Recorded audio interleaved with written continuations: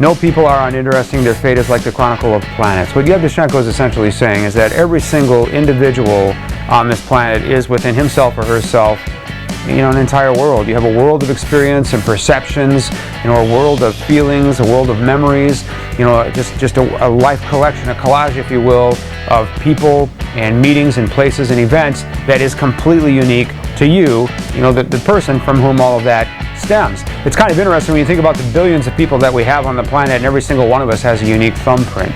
There are no two that are the same anywhere that you go. And essentially, Yevtushenko is saying there is no life on this planet that is not significant all by itself, all alone. It's as significant as a planet, as an entirely separate world. It's obviously a very deep concept, but the kind of stuff that you write poetry about, right? So let's go on a little bit. There are left books and bridges and painted canvas and machinery whose fate is to survive, right? These are all the things that we leave behind when we go. But what has gone is also not nothing. By the rule of the game, something has gone. Not people die, but worlds die in them. Whom we knew as faulty, the earth's creatures, of whom essentially what did we know? Was he a brother of a brother, friend of friends, lover of lover? We who knew our fathers in everything in nothing. What he's saying is that the people around us that we think we know, we really don't know because we haven't lived their exact life. And there's all kinds of experience that, we as individuals live through that never gets shared or talked about with others, right? So I think you get the point, right? Here's this whole entire world. Every single person is an individual world. This is kind of an anti-war poem that Yevgeny Yevtushenko wrote, and I think it's absolutely brilliant. He also kind of spoke out against the communist themes of his day, basically saying no matter how you spin socialism, people really are never going to be exactly the same and equal. And it's remarkable and profound, and I absolutely love it. So, you know what, guys? Sometimes when we stand at the fork in the road and we wonder whether or not we're worthy enough to succeed in this process, whether or not we ordinary guys can get on a plane and go and meet an extraordinarily beautiful, intelligent, remarkable woman in this process, do we have enough to offer them? And all by ourselves, we worry about those things, right? We worry, is my house big enough? Is my car the right kind of car? Is my financial situation stable enough?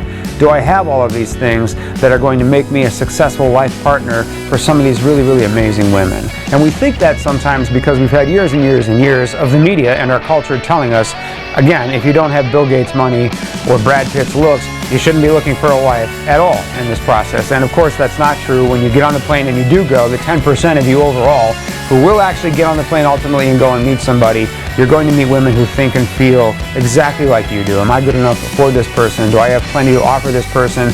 Will I make a good wife? Will I make a good mother? Do I have enough to complete this person and make his life happy?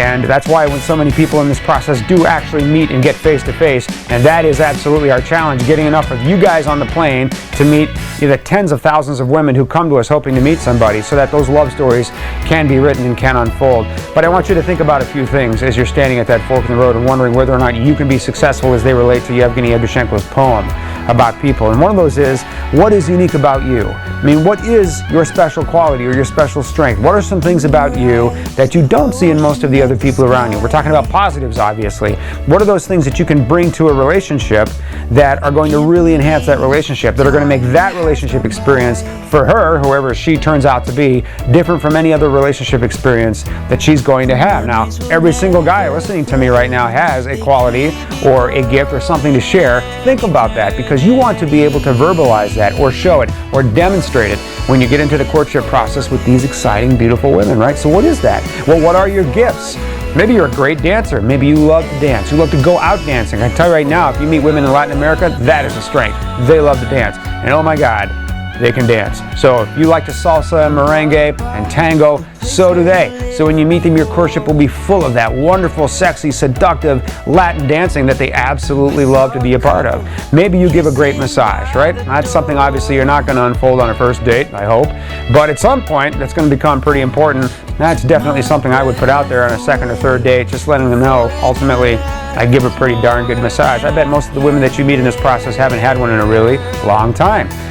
What's special in your world? What's special in your surroundings? I grew up in a small town on the coast of Maine, and it's absolutely beautiful. All I wanted to do was leave as long as I lived there, I swear to God. And then once I left, all I ever wanted to do for the last 30 years is go back. And what an amazing, beautiful coastal place with restaurants and fishing villages and I swear to God, it is the setting for every romantic novel ever written. And Can you believe I ever left that, right? You know, you meet somebody and you fall in love, you know, someday, sweetheart, we're going to go there. We'll live there. We'll retire there. And every day we'll have the beautiful coast and the long beaches and the ocean and the sunsets over the water. Something like that. Whatever it is, guys, there's something in your world, your city, your job, your surroundings, your friends, whatever it is, there's something really special about your surroundings that'll really make someone's life happy or complement somebody's life. Know what those things are. Focus on them so that you can verbalize them or demonstrate them to somebody during the courtship process. And remember that when you're standing at that crossroads, guys, you know, I'm not trying to pull a Mr. Rogers on you here, but you are unique. There's absolutely nobody like you. We've all had our good moments and our bad moments, and we all know what our opportunities are, right? But you absolutely are one person. There's not another one like you. You have something to offer somebody that everybody else that she meets will not have, but it's important to know what that is, to focus on it, be able to speak to it when you're in courtship or demonstrate it so you can really knock the socks off of some girl who's absolutely hoping that you will have something special and unique about you so she can fall in love with you and have the realization of that great love story that she came to this process to find, right? It's a little lesson from Yevgeny Yevtushenko, guys. I absolutely love it. I hope it's meaningful. The poem is called People. You can find it all over the internet. Yevgeny Yevtushenko, great Russian author. Hope this is meaningful, guys. We'll talk again soon. Check out our website at... If you enjoyed this video or want more information, please like our videos and subscribe to our channel.